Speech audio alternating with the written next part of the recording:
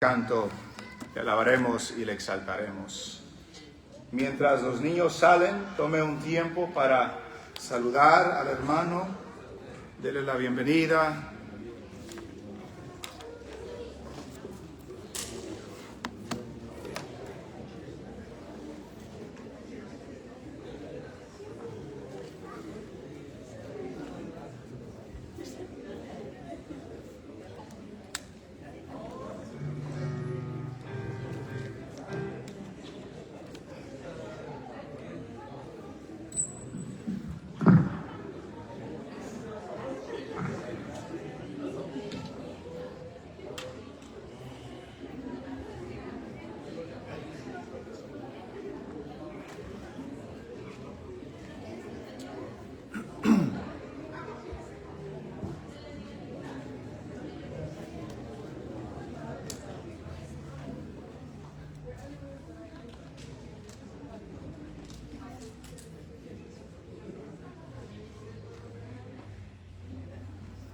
Estamos en 1 Corintios, capítulo 15.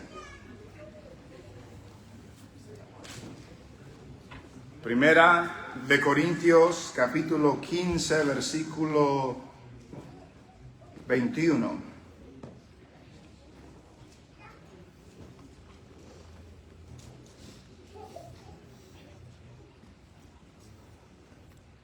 Primera de Corintios, capítulo 15, versículo 21, vamos a leer hasta el versículo 34.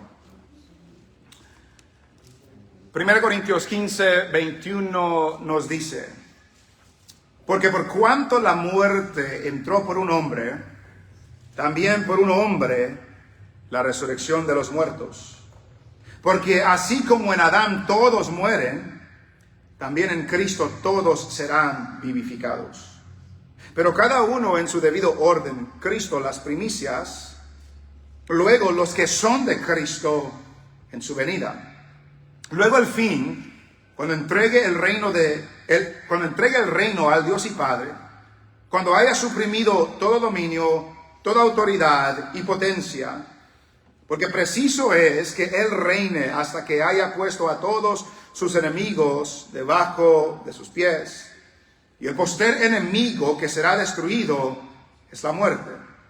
Porque todas las cosas las sujetó debajo de sus pies. Y cuando dice que todas las cosas han sido sujetadas a Él, claramente se exceptúa aquel que sujetó a Él todas las cosas.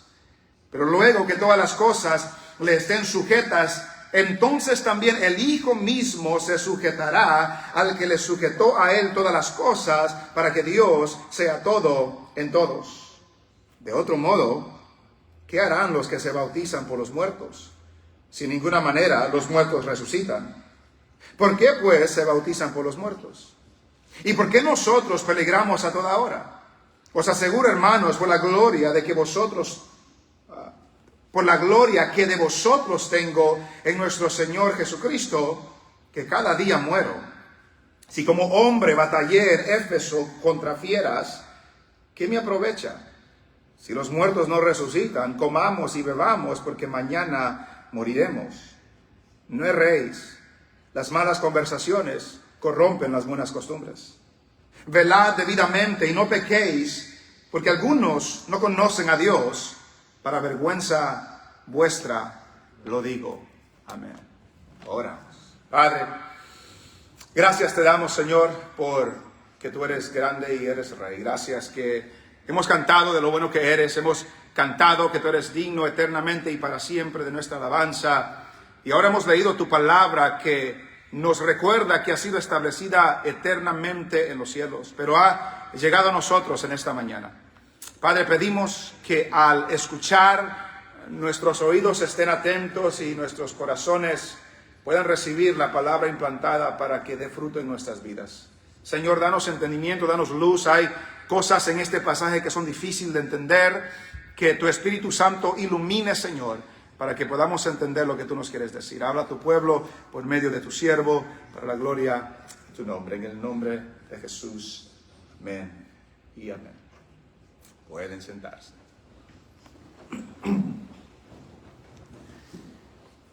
En este capítulo 15, el apóstol Pablo está lidiando con un problema teológico de fe, de creencia, que tenía repercusiones prácticas. Si recordamos, la semana pasada habían entre ellos algunos que negaban la resurrección de los muertos. Pablo establece primero, al principio del capítulo 15, la esencia de lo que es el Evangelio. Establece que Cristo murió por nuestros pecados conforme a las Escrituras, que fue sepultado, que resucitó al tercer día conforme a las Escrituras y que apareció a muchos después de su resurrección. Establece la esencia de la resurrección de Cristo para la fe cristiana, y en el versículo 11 y 12 Pablo no puede creer que hay algunos entre ellos que no creen en la resurrección de los muertos. ¿Cómo hay algunos entre ustedes que niegan que hay resurrección de muertos?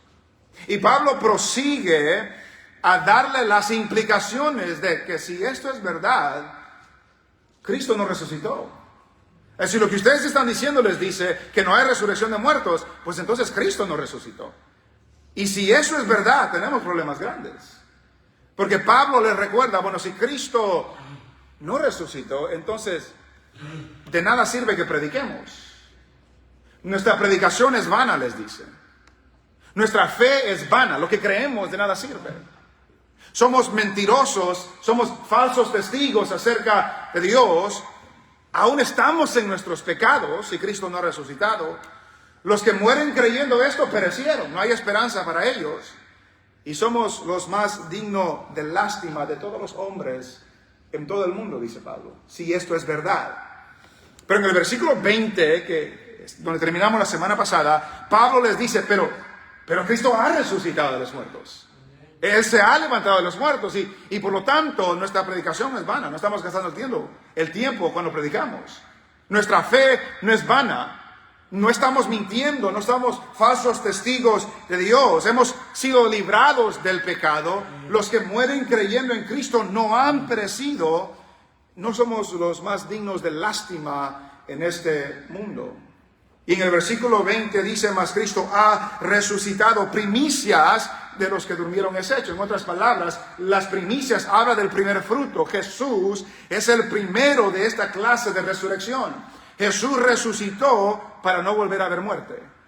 Otros en la vida resucitaron, pero volvieron a morir. Cristo resucitó para no volver a ver muerte. Y Él es el primero de muchos que van a resucitar para no ver muerte. En el pasaje que hemos leído, Pablo sigue esta lógica y este pensamiento hablando de la resurrección. Y quiero que pensemos el punto principal de lo que hemos leído. Es que la resurrección de Cristo garantiza nuestro futuro. La resurrección de Cristo garantiza nuestro futuro y da sentido a nuestro presente. La resurrección de Cristo garantiza nuestro futuro y da sentido a nuestro presente. Después que Pablo dice, mas Cristo ha resucitado, primicia de los que durmieron es hecho, del versículo 21 al versículo 23, prácticamente nos dice que el que tiene fe en Cristo será resucitado. El que tiene fe en Cristo será resucitado. Y Pablo en el versículo 21, 22 y 23 hace una comparación, hace un contraste entre Adán y Cristo. Entre el primer Adán y entre el postrer Adán. Más adelante en este capítulo 15 va a hablar de eso otra vez. Pero notamos la comparación que hace del versículo 20, mas ahora Cristo ha resucitado de los muertos, primicias de los que durmieron es hecho. Y luego versículo 21, porque por cuanto la muerte entró por un hombre. ¿Quién es ese hombre? Adán. Por cuanto la muerte entró en el mundo por un hombre. Ahora, no este es el tema hoy, pero ¿quién fue el que fue engañado primero? La mujer, pero aquí no eche la culpa a la mujer. No, el pecado entró por un hombre, porque el responsable es el hombre. no es la mujer, es el hombre. Ella es responsable también, pero el que va a dar cuenta por su hogar, por su casa, por su matrimonio, es el hombre. Ese es otro tema. Pero notamos que dice, el pecado entró en el mundo por un hombre. Y como fue así, también dice, por un hombre, la resurrección de los muertos. Por un hombre entró la muerte, por otro hombre entró la resurrección de los muertos. Por un hombre, antes no había muerte, ahora pasa la muerte a todos los hombres por cuanto todos pecan. Por ese hombre entra la muerte. Pero luego dice, por otro hombre entra la resurrección de los muertos. Notamos que Pablo no hace énfasis entre Dios y el hombre.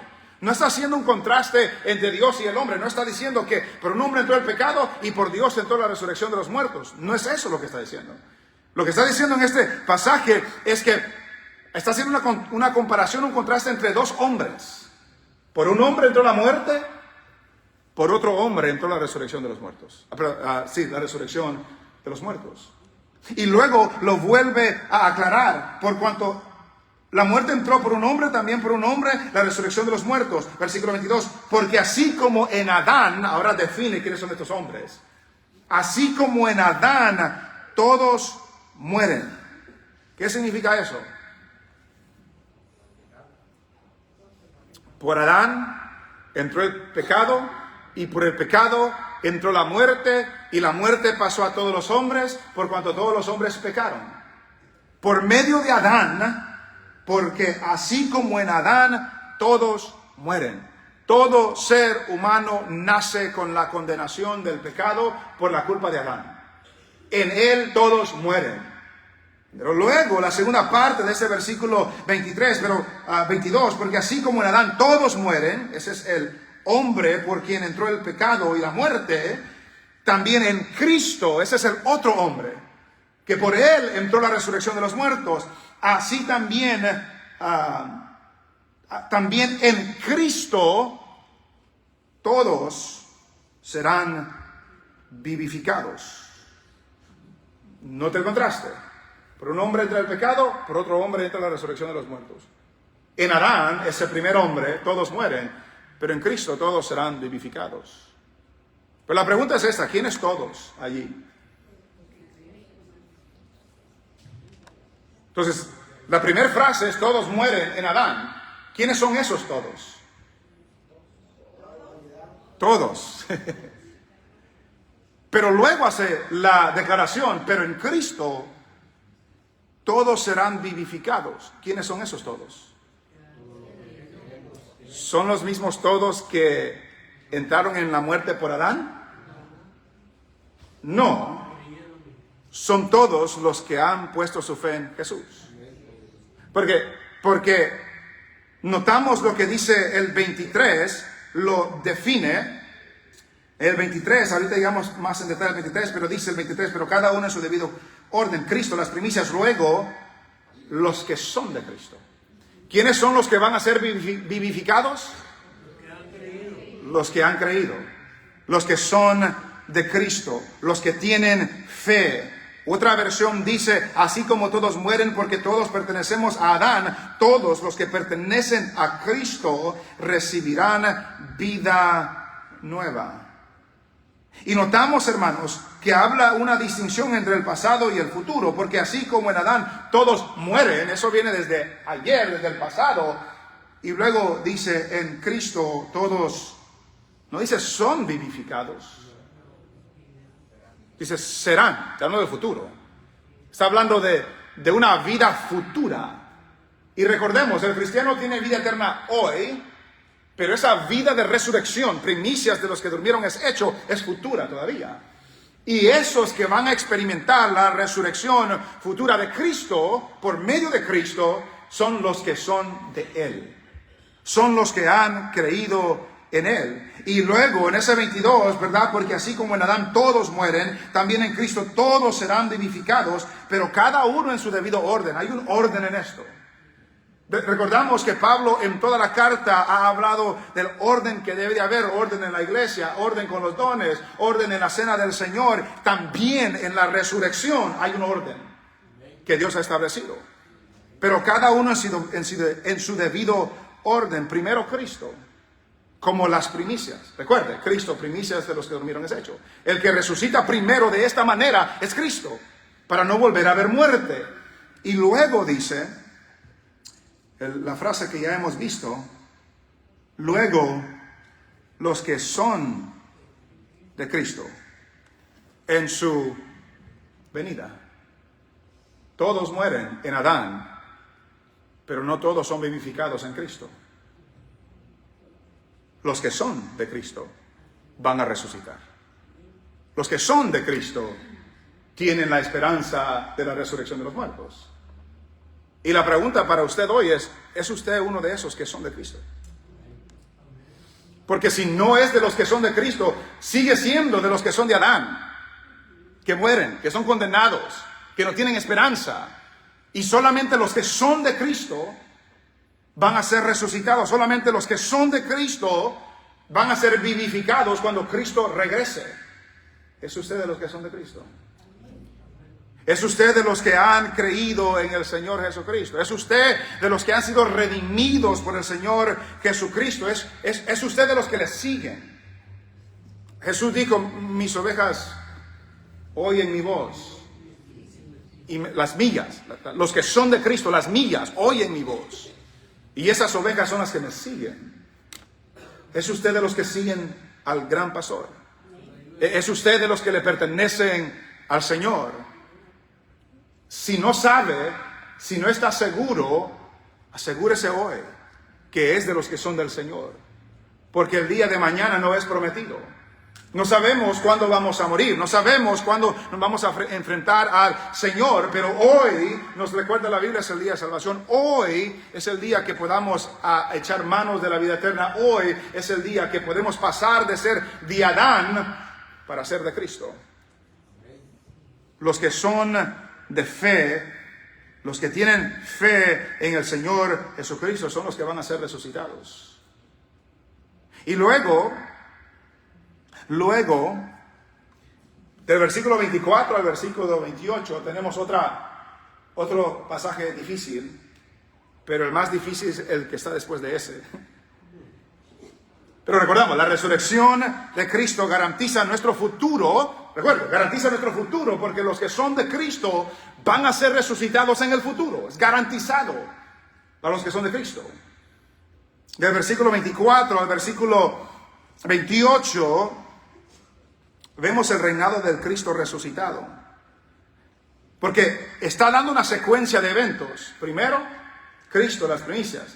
Luego, los que son de Cristo en su venida. Y luego en el versículo 24 comienza diciendo luego el fin. ¿Cuál fin?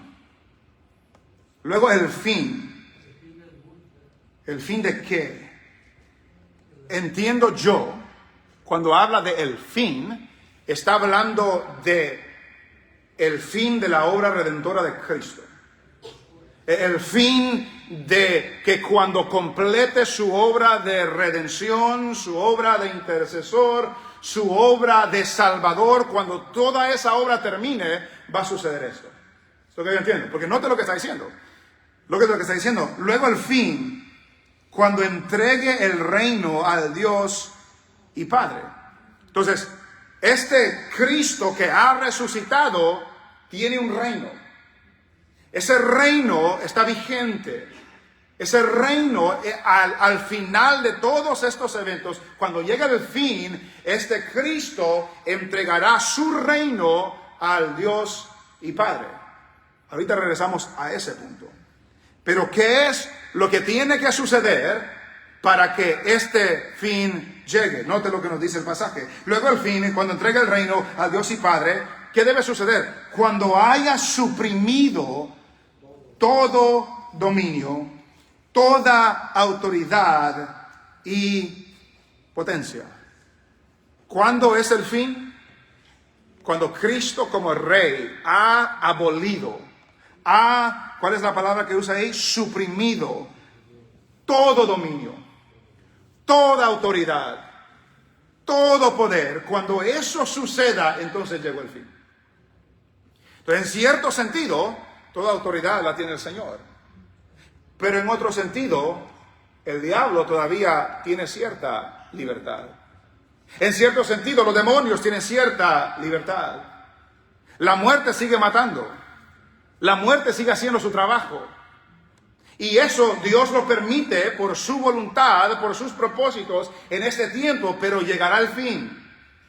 Llegará el fin cuando todo dominio, cuando toda autoridad, cuando todo poder va a ser abolido, va a ser suprimido. Y note lo que dice, luego el fin, cuando entregue el reino al Dios y Padre, cuando haya suprimido todo dominio, toda autoridad y potencia, versículo 25, porque preciso es que Él reine. Es preciso, es necesario, es importante que Él reine hasta que haya puesto a todos sus enemigos debajo de sus pies. Es preciso, es necesario que Cristo reine hasta que todos sus enemigos sean puestos por debajo de sus pies. Esto, hermanos, es una promesa de Salmo 110, versículo 1. Salmo 110, versículo 1, es el versículo más citado en el Nuevo Testamento. Entonces, este versículo 24-28 contiene mucha profundidad teológica. Salmos 110, versículo 1. Jehová dijo a mi Señor. Entonces, nótese el lenguaje. Jehová dijo a mi Señor. ¿Quién es? Cuando ya vemos la revelación del Nuevo Testamento, ¿quién es Jehová en este contexto? El Padre específicamente. Jehová dijo a mi Señor. ¿Quién es Señor aquí en este contexto? Ya viéndolo del panorama nuevo testamentario. Es Cristo, el Hijo. El Padre dijo al Hijo. Jehová dijo a mi Señor, siéntate a mi diestra. ¿Hasta qué? Hasta que ponga a tus enemigos por estrado de tus pies.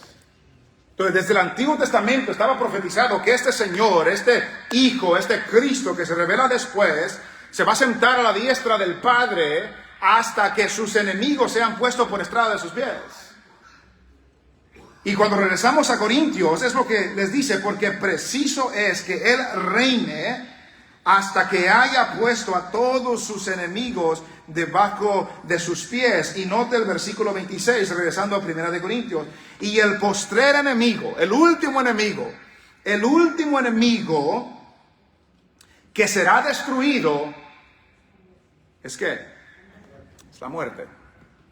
El último enemigo que será destruido, dice, es la muerte. Recuerde, todo el contexto de 1 Corintios 15 está hablando de la resurrección de los muertos. Cristo al resucitar venció la muerte, pero no destruyó la muerte. La muerte ya no tiene potestad sobre los hijos de Dios, porque tenemos vida eterna en Cristo Jesús. Pero la muerte sigue matando. Pero llegará el fin, cuando la muerte, como uno de sus enemigos, será destruida, será aniquilada, será puesta sin servicio. Ya no va a servir la función de la muerte, porque ya no tendrá autoridad sobre los que son de Cristo, ya no tendrá autoridad para matar a nadie. El último enemigo que será destruido es la muerte. Y ese es el testimonio de las Escrituras. Note lo que dice Apocalipsis. Es el último libro de la Biblia. No se puede perder. En Apocalipsis capítulo 20. Apocalipsis capítulo 20 encontramos el juicio del gran trono blanco. Y en el Apocalipsis capítulo 20, versículo 13, nos dice, y el mar entregó los muertos que había en él. Y la muerte y el Hades entregaron los muertos que habían en ellos. Y fueron juzgados cada uno según sus obras. Y nota el 14. Y la muerte y el Hades fueron lanzados al lago de fuego. Esta es la muerte segunda. Y cuando se adelanta al capítulo 21, versículo 3, y oí una gran voz del cielo que decía: he aquí el tabernáculo de Dios con los hombres, y Él morará con ellos, y ellos serán su pueblo, y Dios mismo estará con ellos como su Dios. Enjugará Dios toda lágrima de los ojos de ellos, y ya no habrá muerte. Ni habrá más llanto, ni clamor, ni dolor, porque las primeras cosas pasaron. Nota esa frase: ya no habrá muerte.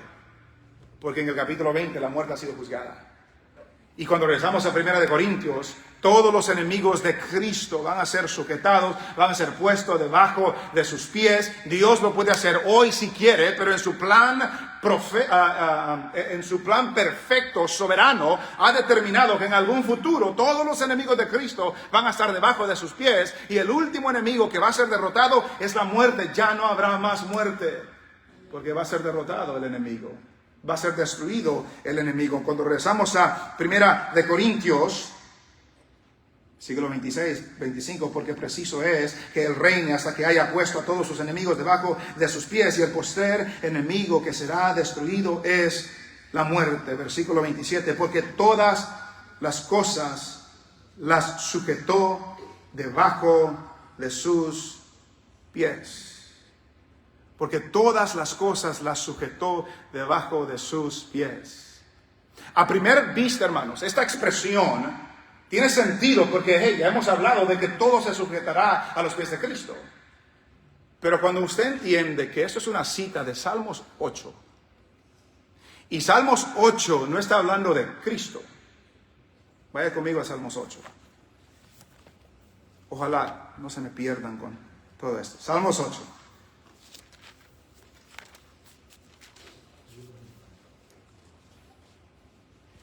Salmos 8 es una cita del versículo 6 del capítulo 8 de Salmos, pero si leemos desde el versículo 3, Salmos 8:3, cuando veo tus cielos, obra de tus dedos, la luna y las estrellas que tú formaste, digo, ¿qué es el hombre para que tengas de él memoria? Y el hijo del hombre para que lo visites. Le has hecho poco menor que los ángeles. ¿De quién está hablando aquí?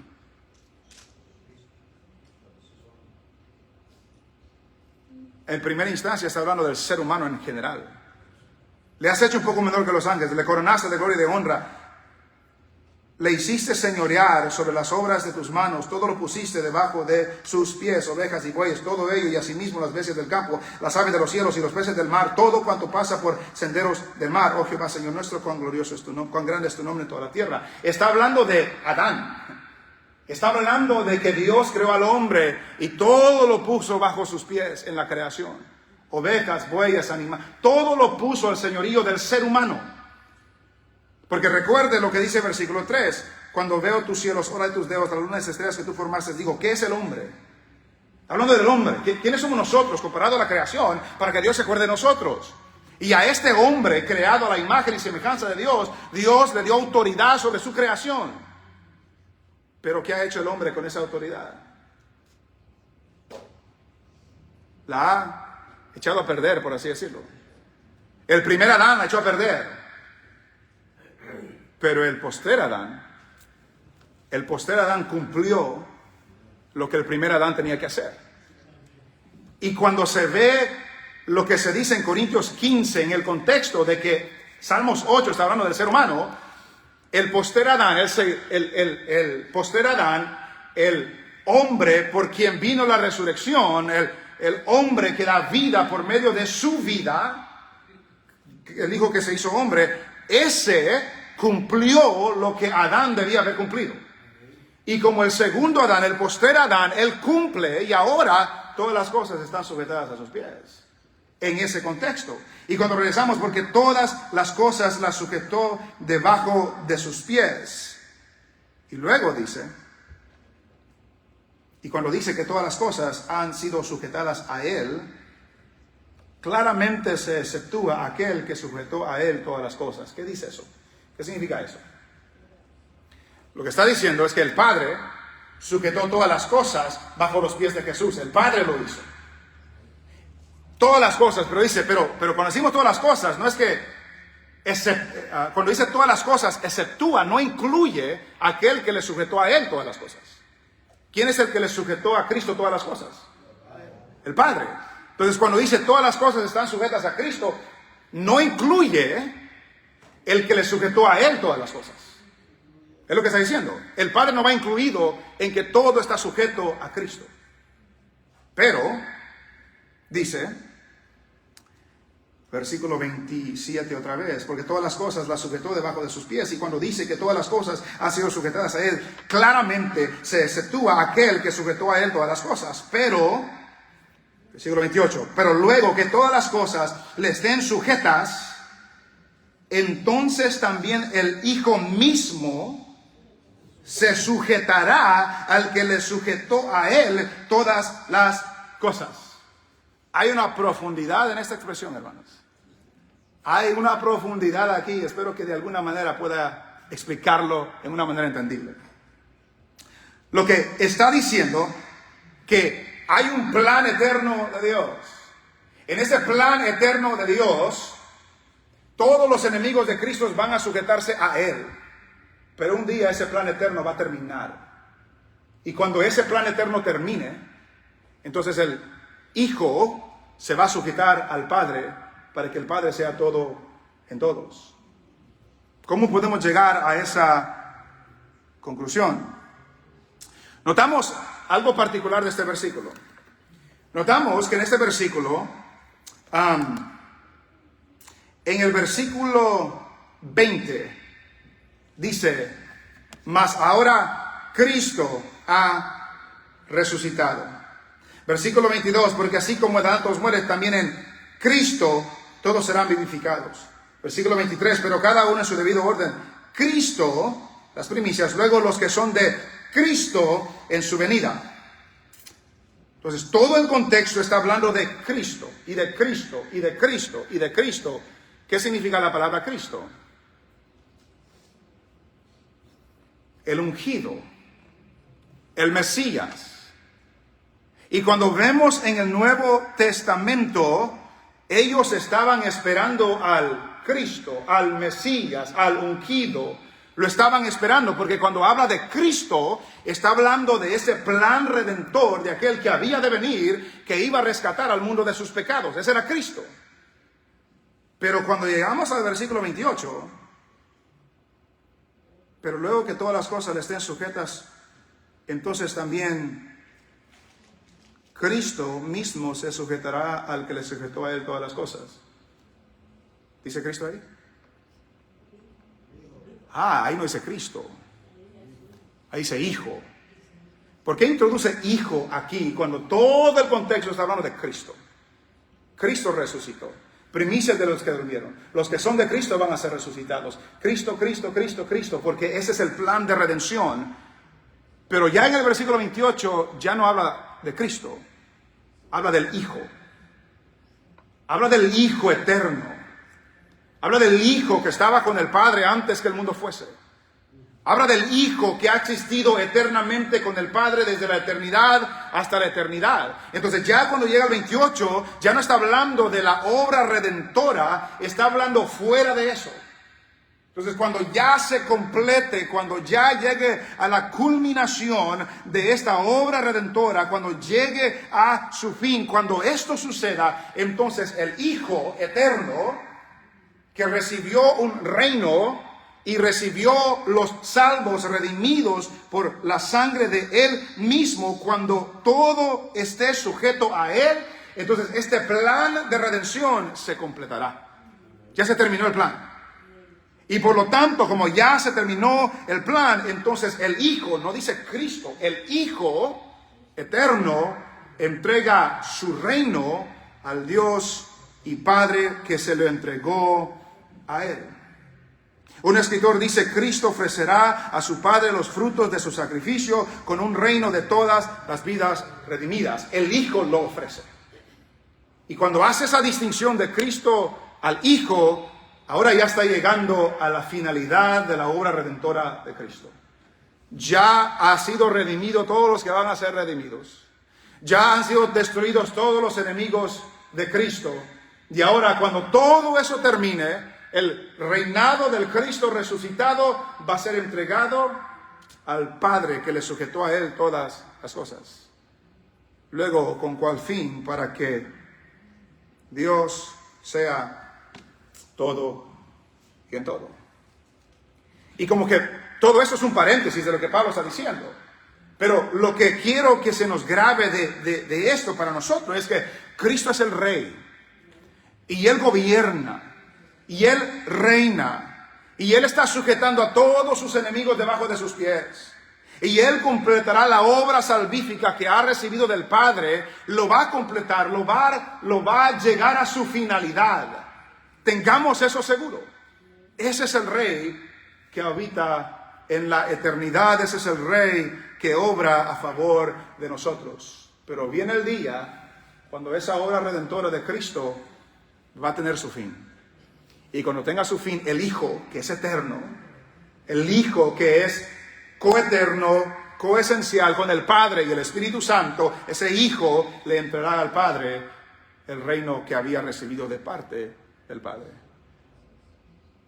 Entonces la resurrección de Cristo garantiza nuestro futuro y da sentido a nuestro presente. Y ahora entramos en el versículo 29 al 32, que lo he titulado La resurrección da sentido a la vida cristiana. Pero hay algo en este pasaje que es difícil de entender. Es más, leí varios comentarios y uno francamente dije, yo no sé qué significa esto. Dicen, hay hasta 400 interpretaciones de este pasaje. Otro predicador bien reconocido que es expositor excelente de la palabra dice, yo no tengo respuesta para este pasaje. Entonces, yo no tengo respuesta para este pasaje. Pero vamos a tratar de darle sentido a este pasaje. Porque note, después que él habla de la culminación de la obra redentora y del reino de Cristo, luego en el versículo 29, de otro modo, ¿qué harán los que se bautizan por los muertos? Si en ninguna manera los muertos resucitan. ¿Por qué, pues, se bautizan por los muertos? ¿Qué significa eso? No hay una respuesta acertada de lo que eso significa.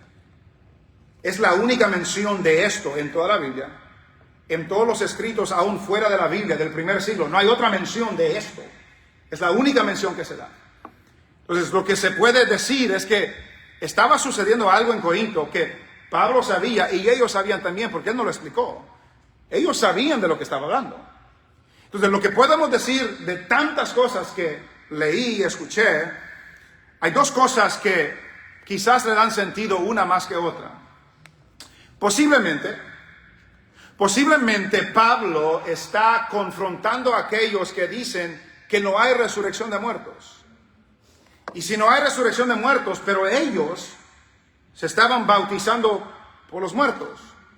Y una posibilidad es que resalta Pablo la inconsistencia y la falta de lógica de los mismos que se bautizan por los muertos, pero luego dicen que no hay resurrección de muertos. No tiene sentido. No tiene. ¿Cómo van a decir que no hay resurrección de muertos y luego se están bautizando por los muertos? No tiene sentido. La otra posibilidad, y creo que quizás encaja mejor en el contexto de lo que está diciendo aquí, es que posiblemente cuando habla de muertos, no está hablando de una manera literal.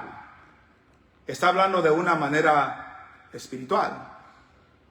Y cuando uno ve lo que Pablo enseña acerca del bautismo, Pablo enseña del bautismo como algo que representa ¿qué? ¿Qué representa el bautismo?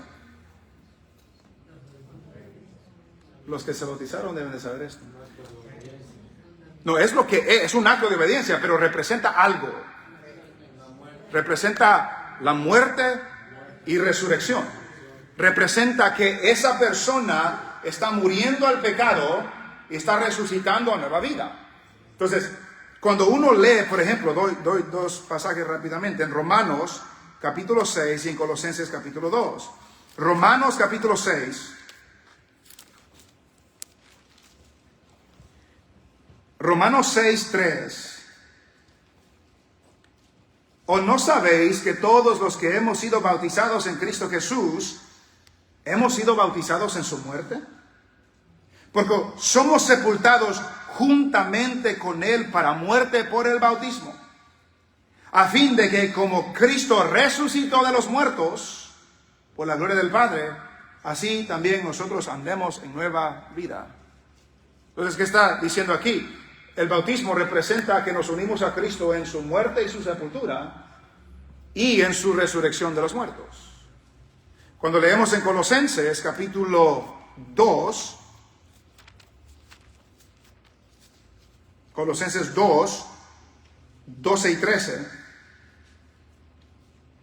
dice: sepultados con Él en el bautismo, en el cual fuisteis también resucitados con Él, mediante la fe en el poder de Dios que le levantó de los muertos. Y a vosotros, estando muertos en pecados y en la incircuncisión de vuestra carne, os dio vida juntamente con Él, perdonándoos todos los pecados. Entonces, pero note específicamente versículo 12, sepultados con Él en el bautismo, en el cual fuisteis también resucitados con Él, mediante la fe en el poder de Dios que le levantó de los muertos. Entonces, ¿qué puede estar diciendo Pablo? Recuerde lo que está diciendo. Cristo resucitó de los muertos. Si eso no es verdad, nuestra fe no sirve, nuestra predicación no sirve, perecemos en nuestros pecados. Pero Cristo ha resucitado de los muertos. Él es el que ha sido exaltado hasta lo sumo. Él es por medio de Él tenemos el futuro garantizado de una resurrección futura. Si no fuera así, dice, entonces el bautismo no tiene ningún significado. Porque si el bautismo significa que muero así como Cristo murió y que resucito así como Cristo resucitó, pero si Cristo no resucitó, el bautismo no significa nada. El bautismo no significa nada. Entonces, cuando leemos otra vez, versículo 29, de otro modo, ¿qué harán los que se bautizan por los muertos? Si en ninguna manera los muertos resucitan. ¿Por qué pues se bautizan por los muertos? Esa es quizás la explicación que quizás más acertada, pero no es absoluta, de que representa el bautismo en agua, representa muerte con Cristo y resucitados como Cristo ha resucitado. Pero si Cristo no ha resucitado, entonces ese bautismo no significa nada. No representa nada porque Cristo no ha resucitado. Entonces, como hemos dicho, la resurrección da sentido a la vida cristiana. Entonces, si Cristo no ha resucitado, ese aspecto de la vida cristiana, el bautismo, no tiene sentido. No tiene sentido, porque si Cristo no resucitó, ¿qué está representando el bautismo? Nada, nos estamos mojando solamente. Entonces Pablo, creo que eso es el punto de lo que está diciendo ahí. Si no hay resurrección, el bautismo no tiene sentido. Si no hay resurrección, el bautismo es simplemente un rito que representa algo que no va a suceder. La resurrección de los muertos. Pero la resurrección da sentido al bautismo en agua, que representa la muerte juntamente con Cristo y la resurrección juntamente con Cristo. Y luego dice en el versículo 30, ¿y por qué nosotros peligramos a toda hora? Os aseguro, hermanos, por la gloria que de vosotros tengo en nuestro Señor Jesucristo, que cada día muero. Si como hombre batallé en Éfeso contra fieras, ¿qué me aprovecha? Si los muertos no resucitan, comamos y bebamos, porque mañana moriremos. Pablo dice, ¿por qué corremos peligro constantemente si los muertos no resucitan? ¿Por qué estoy poniendo mi vida en riesgo, en peligro de muerte, si los muertos no resucitan? ¿De qué me aprovecha? Dice Pablo. Cada día estoy en peligro de muerte, dice Pablo. Otra versión dice, pues juro, amados hermanos, que todos los días enfrento la muerte. Esto es tan cierto como el orgullo que siento por lo que Cristo Jesús, nuestro Señor, ha hecho en ustedes. Todos los días Pablo está enfrentando la muerte. Pero Pablo dice, pero si los muertos no resucitan, ¿por qué me estoy arriesgando la vida?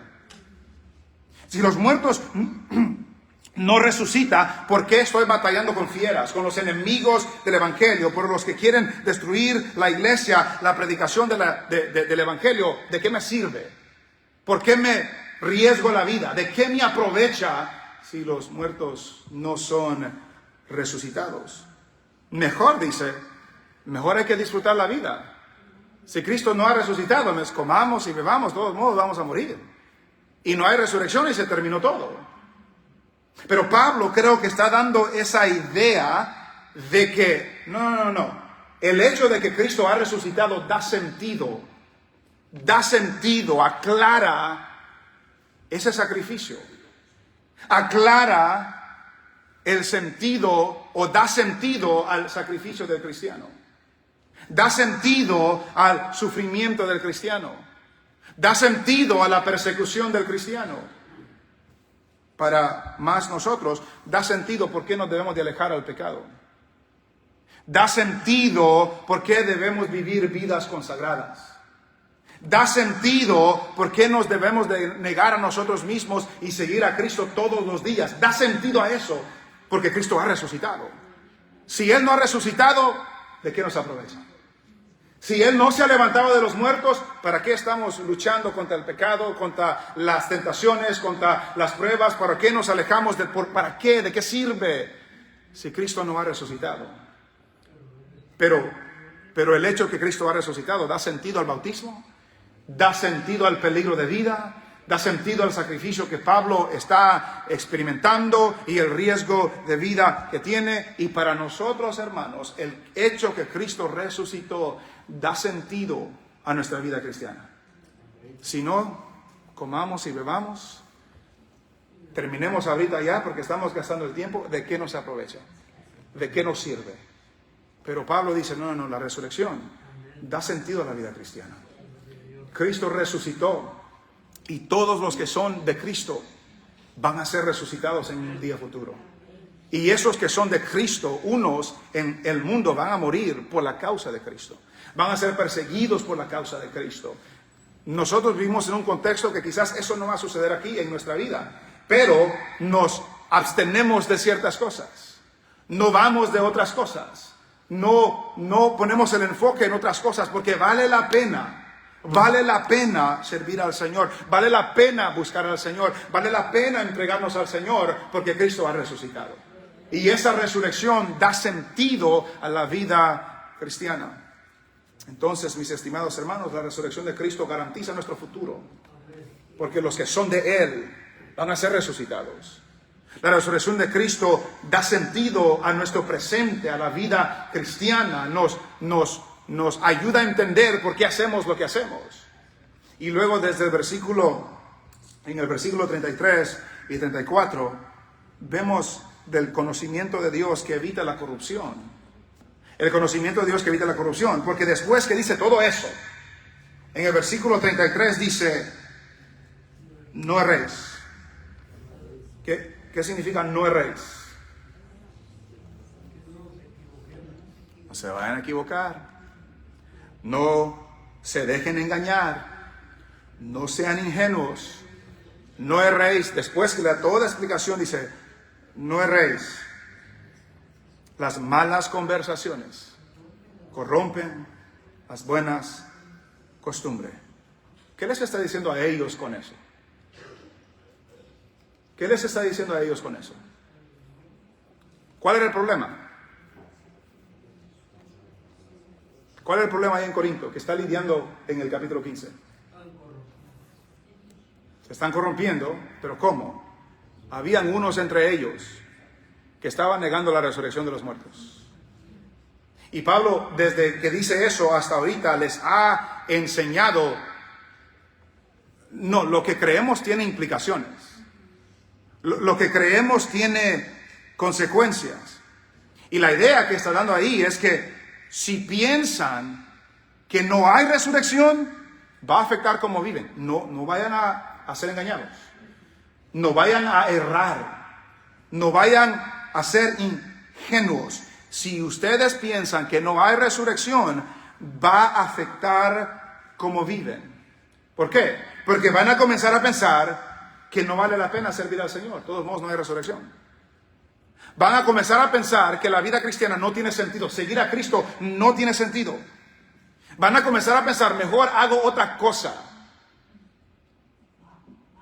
Y luego No solamente lo que uno piensa, pero luego, si se juntan con aquellos que creen otra cosa, les va a afectar también. No erréis. Las malas conversaciones, ¿con quiénes estaban teniendo ellos conversaciones en Corinto? Con los que negaban la resurrección. Y les dice a ellos, ¿no?, tengan cuidado, porque las malas conversaciones, las malas creencias y juntarse con aquellos que creen otra cosa de esa manera, les va a afectar. Va a afectar lo que creen, va a afectar cómo viven y va a corromper sus buenas costumbres. Y por eso Pablo dice, ¿cuál es la conclusión? Si Cristo no ha resucitado, comamos y bebamos, de todos modos vamos a morir. Las malas conversaciones corrompen las buenas costumbres. Las falsas creencias afectan cómo vivimos. Y si nos juntamos con aquellos regularmente que solamente hablan en contra de la fe cristiana, no vayamos a errar, no vayamos a pensar que no nos va a afectar. Nos va a afectar. Es lo que dice Pablo aquí. No erréis. No erréis. Las malas conversaciones afectan las buenas costumbres. Hay un ejemplo de esto en el libro de los Hechos. En el libro de los Hechos, capítulo 13. Hechos, capítulo 13. En Hechos, capítulo 13, Pablo y Bernabé están comenzando su primer viaje misionero. En Hechos 13, versículo 6, dice lo siguiente. Y habiendo atravesado toda la isla hasta Pafos, hallaron a cierto mago, falso profeta, judío, llamado Bar Jesús, versículo 7, que estaba con el procónsul Sergio Paulo, varón prudente. Este, llamando a Bernabé y a Saulo, deseaba oír la palabra de Dios. Note, Sergio Paulo deseaba oír la palabra de Dios. Versículo 8, pero les resistía Elimas, o Bar Jesús, el mago, pues así se traduce su nombre. Y note la última expresión. Procurando apartar de la fe al procónsul. ¿Qué estaba haciendo este Bar Jesús? Tratando de apartar de la fe a el procónsul, a Sergio Paulo, que quería escuchar, pero aquel que estaba con él lo estaba tratando de apartar de la fe. No erréis. Las malas conversaciones corrompen las buenas costumbres. Si usted se rodea con amigos que no aman al Señor, que no tienen nada que ver con el Señor y viven un estilo de vida distinta a la vida cristiana, no se vaya a engañar, no vaya a pensar que eso no le va a afectar a usted. Le va a afectar a usted. Le va a afectar a usted. O usted los va a jalar para acá o ellos lo van a jalar para allá. No se vaya a engañar. Si se rodea con hermanos que son contenciosos, con hermanos que le gusta la contienda, no vaya a errar, va a afectar su vida también. No erréis, las malas conversaciones corrompen las buenas costumbres. Un escritor dice, nuestra conversación revela nuestro ser interno, dañando o elevando nuestra reputación. Y cuando regresamos a 1 Corintios, no erréis, las malas conversaciones corrompen las buenas costumbres. Y por lo tanto, versículo 34, velad debidamente. Velad debidamente. Estén alertas. Estén atentos. Aquellos que no creen lo que nosotros creemos. Estén atentos a aquellos que quieren desviarnos del camino. Estén atentos a aquellos que están tratando de corromper nuestras vidas, o sea, doctrinalmente o con comportamiento o lo que sea. Estén alertas. Tengan cuidado. Pero velad debidamente. Y luego, ¿qué les dice? No pequen. Aléjense del mal. Apártense de la iniquidad. El apóstol Juan dice en 1 de Juan 2:1, hijitos, esas cosas os he escrito, ¿para qué? Para que no pequéis. Nos manda a tener cuidado con los que nos rodeamos. Nos manda a tener cuidado con los que creen otras cosas. Nos manda a tener cuidado que eso no vaya a corromper nuestras vidas. Corrompen vuestras costumbres, velad debidamente y no pequéis. ¿Por qué? Porque algunos no conocen a Dios. Para vergüenza de ustedes los digo. ¿Qué significa eso? Algunos no conocen a Dios. ¿Cuáles algunos? ¿Los de afuera? No, los de adentro. Porque no es de sorprenderse que los de afuera no conocen a Dios. Eso no es sorpresa. Pero les dice, tengan cuidado. Porque aún hay unos entre ustedes que están entre ustedes y no conocen a Dios. Y como no conocen a Dios, las malas conversaciones corrompen las buenas costumbres. Y como no conocen a Dios, tengan cuidado. Estén alertas.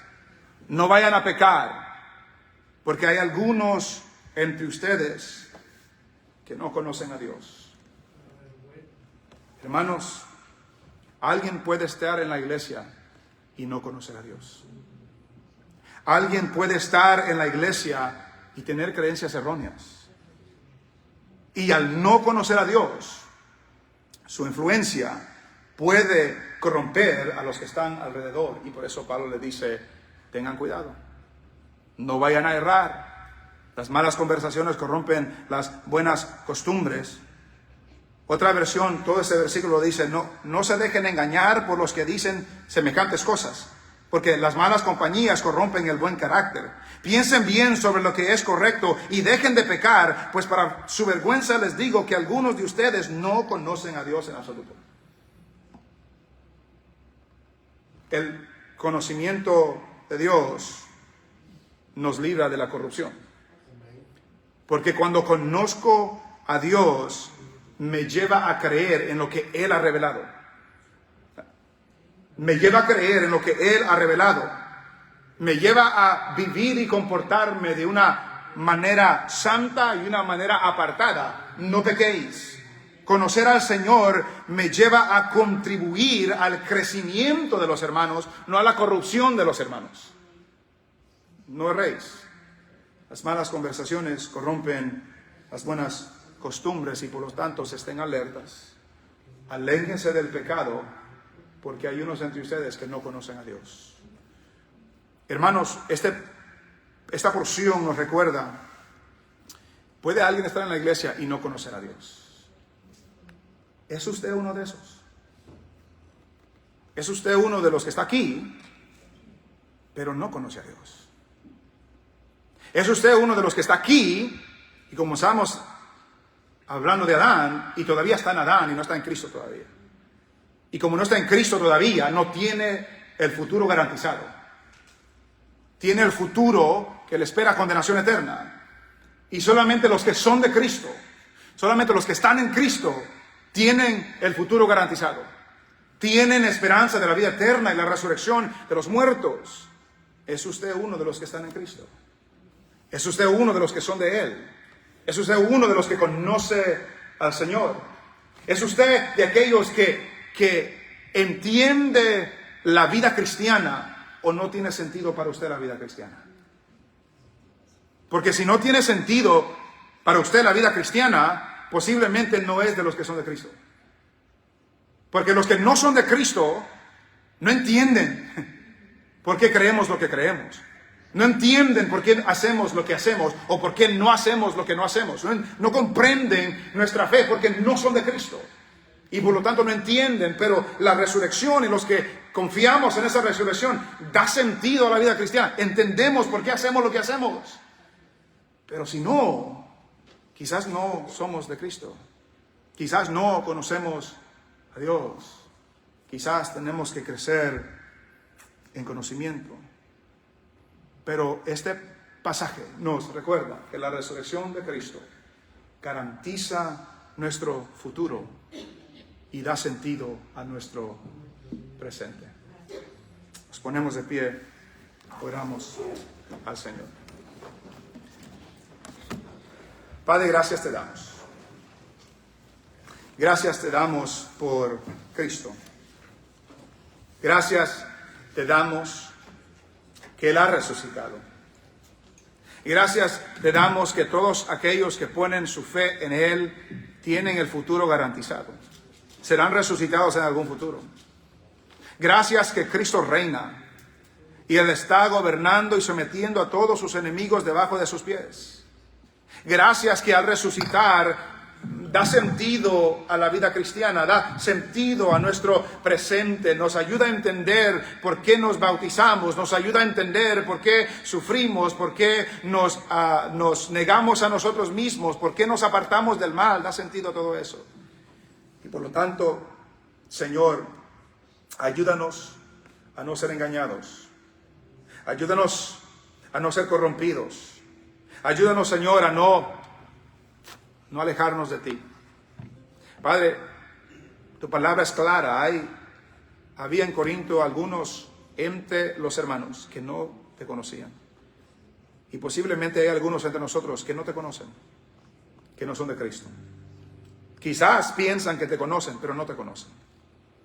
Padre, pedimos que seas tú, por medio del Espíritu Santo, que hagas la obra en sus corazones, que les abra sus ojos para que vean la luz, para que les des vida de entre los muertos, para que entren en una relación íntima contigo por medio de nuestro Señor Jesucristo. Gracias que todo esto un día va a llegar a su fin. Gracias que todo esto un día se completará y el Hijo entregará el reino con todos los que ha redimido a ti, para que tú seas exaltado por los siglos de los siglos. Gracias por tu palabra, Padre, que aquello que no se pudo entender por la flaqueza, la debilidad, las infracciones de tu siervo, que seas tú, Señor, iluminando para que podamos entender tu palabra. En el nombre de Jesús te lo pedimos, Señor. Amén. Amén.